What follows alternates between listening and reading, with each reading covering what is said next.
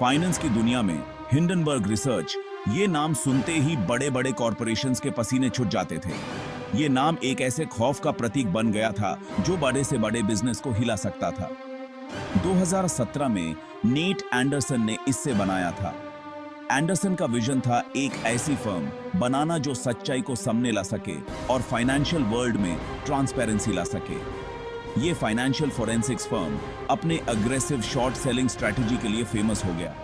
Short selling का मतलब है किसी कंपनी के शेयर्स को गिरने की उम्मीद में उन्हें बेचना। हिंडनबर्ग कंपनीज में फाइनेंशियल गड़बड़ियों का पता लगाने में एक्सपर्ट था।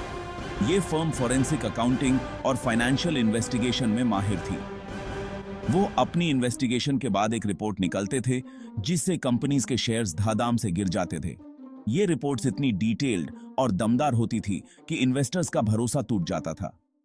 दुनिया भर के मार्केट में उनसे सब डरते थे। उनकी रिपोर्ट से ग्लोबल स्टॉक मार्केट्स में भी असर पड़ता था और इन्वेस्टर्स परेशान हो जाते थे। हिंडनबर्ग रिसर्च का मेन मोटिव था कंपनीज की सच्चाई सामने लाना और उन्हें जवाबदेह बनाना। ये फर्म बिजनेस एथिक्स और ट्रांसपेरेंसी को प्रमोट करती थी। उन्होंने कई बार अकाउंटिंग में गड़बड़ी, छुपे हुए डेब्ट्स और अनएथिकल बिजनेस प्रैक्टिसेस का खुलासा किया। ये खुलासे कंपनीज के लिए बहुत ही डैमेजिंग साबित होते थे।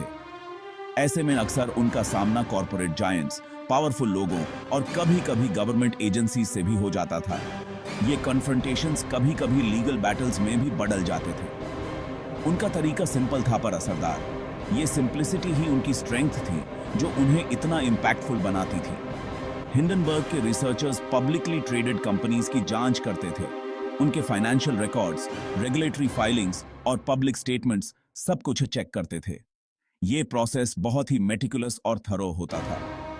फिर वो अपनी फाइंडिंग्स का एक डिटेल्ड रिपोर्ट रिलीज करते थे जिसमें कंपनीज पर फ्रॉड या ओवर वैल्यूएशन का आरोप होता था। ये रिपोर्ट्स इन्वेस्टिगेटिव जर्नलिज्म का एक बेहतरीन एग्जाम्पल होती थी। ये रिपोर्ट्स पब्लिक में आते ही मार्केट में भूचाल आ जाता था और टारगेटेड कंपनीज के शेयर प्राइसेस गिर जाते थे।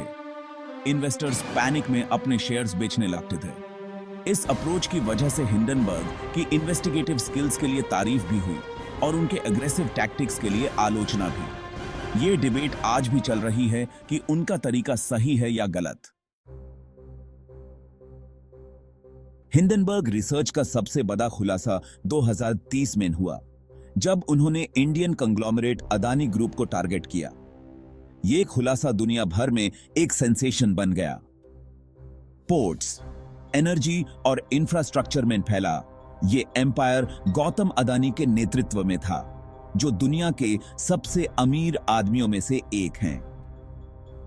उनका नाम हर फाइनेंशियल न्यूज हेडलाइन में था। हिंडनबर्ग की रिपोर्ट में अदानी ग्रुप पर डेकेड से स्टॉक मैनिपुलेशन और अकाउंटिंग फ्रॉड का आरोप लगाया गया। ये एलिगेशंस बहुत ही गंभीर थे। इन एलिगेशंस ने इंडियन स्टॉक मार्केट में हलचल मचा दी। मार्केट में पैनिक फैल गया। अदानी ग्रुप के स्टॉक्स गिरने लगे और इन्वेस्टर्स ने अपने शेयर्स बेचने शुरू कर दिए, जिससे billions of dollars market value डूब गया। ये एक फाइनेंशियल डिजास्टर बन गया। इसका असर सिर्फ इंडिया में नहीं बल्कि ग्लोबल मार्केट्स में भी हुआ, जहां इन्वेस्टर्स ने अपने पोर्टफोलियोज को रीइवैल्यूएट करना शुरू किया, जिससे इमर्जिंग इकोनॉमीज में कॉर्पोरेट गवर्नेंस और रेगुलेटरी ओवरसाइट पर सवाल उठने लगे। लोगों ने सोचना शुरू किया कि क्या ऐसे कंग्लोमरेट्स पर भरोसा किया जा सकता है। अदानी ग्रुप ने सभी एलिगेशंस का खंडन किया और कहा कि यह सब झूठ है, और रिपोर्ट को इंडिया पर एक सुनियोजित हमला बताया। उन्होंने कहा कि यह देश की इकोनॉमी को नुकसान पहुंचाने की कोशिश है। उन्होंने हिंडनबर्ग पर प्रॉफिट के लिए स्टॉक मार्केट डिक्लाइन का फायदा उठाने का आरोप लगाया। यह एक बहुत ही कंट्रोवर्शियल स्टेटमेंट था। इन दोनों एंटिटीज के बीच लीगल बैटल शुरू हो गई, जो अभी भी चल रही है, जिसने दुनिया भर के इन्वेस्टर्स और रेगुलेटर्स का ध्यान खींचा। साहब इस केस को क्लोजली फॉलो कर रहे हैं। अदानी मामले ने हिंडनबर्ग जैसे एक्टिविस्ट शॉर्ट सेलर्स के बढ़ते इन्फ्लुएंस को हाईलाइट किया। यह एक नया ट्रेंड बन गया है। इसने रिसर्च फर्म्स के रोल पर भी सवाल उठाए कि क्या उनका काम एथिकल है, कि क्या वो पावरफुल कॉर्पोरेशंस को अकाउंटेबल ठहरा सकते हैं या सिर्फ अपने प्रॉफिट के लिए काम करते हैं, और उनके अग्रेसिव टैक्टिक्स से क्या रिस्क्स जुड़े हैं। ये सवाल अब हर इन्वेस्टर के दिमाग में हैं। हिंडनबर्ग अदानी केस ने एक नया मोड़ तब लिया जब अगस्त 2024 में securities and exchange board of India SEBI, जो कि देश का मार्केट रेगुलेटर है, के चेयरपर्सन पर आरोप लगे। ये एलिगेशंस, जो कि एनोनिमस सोर्सेज से आए थे, में सेबी की अदानी ग्रुप की जांच में कॉन्फ्लिक्ट ऑफ इंटरेस्ट का दावा किया गया। एलिगेशंस में कहा गया कि सेबी चेयरपर्सन के अदानी ग्रुप के लोगों से करीबी रिश्ते हैं, जिससे जांच की निष्पक्षता पर सवाल उठे। ये क्लेम्स हालांकि साबित नहीं हुए, लेकिन अदानी ग्रुप को लेकर विवाद को और हवा दी और इंडियन रेगुलेटरी फ्रेमवर्क पर सवाल खड़े कर दिए। सेबी चेयरपर्सन पर लगे आरोप हालांकि कभी साबित नहीं हुए, अविश्वास और संदेह का माहौल बनाया। इसने रेगुलेटरी बॉडीज की स्वतंत्र रूप से कार्य करने और शक्तिशाली संस्थाओं को जवाबदेह ठहराने की क्षमता, खासकर उभरते बाजारों में, के बारे में चिंताएं पैदा की।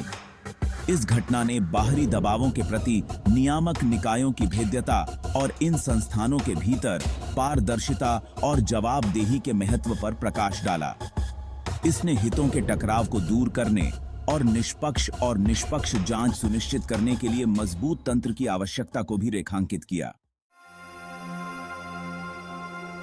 हैरान करने वाली घटना में सेबी चेयरपर्सन पर आरोप लगने के कुछ ही महीनों बाद हिंडनबर्ग रिसर्च ने 2024 के अंत में अपने बंद होने की घोषणा कर दी। इस खबर से फाइनेंशियल वर्ल्ड में हड़कंप मच गया।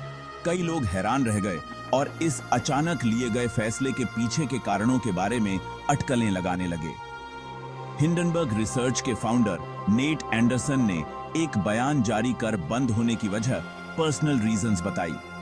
उन्होंने इस बात पर जोर दिया कि एक्टिविस्ट शॉर्ट सेलिंग की हाई स्टेक्स वाली दुनिया का उन पर और उनके परिवार पर कितना दबाव था। हालांकि एंडरसन ने किसी भी तरह के थ्रेट या हेल्थ इश्यूज से इनकार किया। एंडरसन का बयान हालांकि पर्सनल परेशानियों को स्वीकार करता है, लेकिन बंद होने को लेकर अटकलों को शांत करने के लिए कुछ नहीं करता है। समय सेबी पर आरोपों के तुरंत बाद आना बाहरी दबाव और संभावित खतरों की अफवाहों को हवा देता है।